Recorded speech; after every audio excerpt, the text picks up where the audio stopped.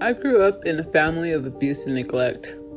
Mom was bipolar and my dad inherited domestic violence as a way of communication. He beat my mom on a daily basis and they abused each other verbally.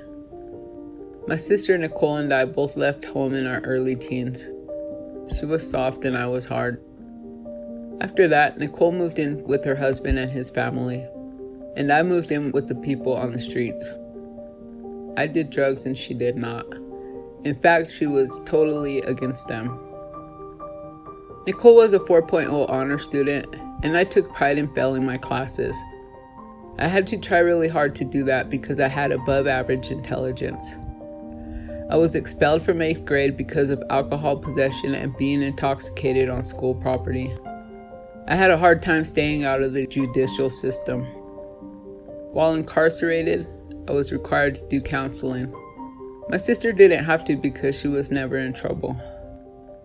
Nicole married her high school sweetheart at 18. I moved in with my grandma at 17.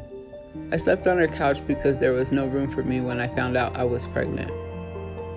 I needed to stay clean. I began using again as soon as I gave birth to my daughter at 18.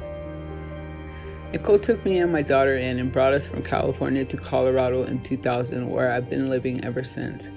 She showed me how to be self-sufficient by getting a job, an apartment, and human resources. She was pretty much my recovery coach without the label. I became pregnant with my son 3 months after I moved to Colorado. Nicole held my hand through the birth of both of my children as I was a single mother. She was beautiful, petite, smart, dedicated, and had much more tact than I ever did. She was everything I ever wanted to be and more.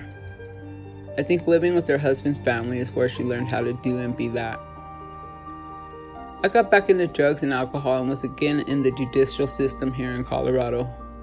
Nicole took in my daughter, my son, and me in 2011. During this time, my mother had a massive heart attack at age 58 and died. Nicole never left her side at the hospital.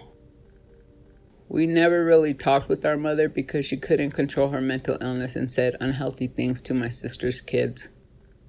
What I didn't know was that my sister had developed a nasty alcohol habit over the years.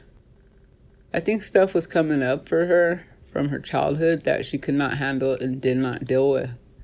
I was forced to deal with my stuff because of being in the judicial system and probation and such.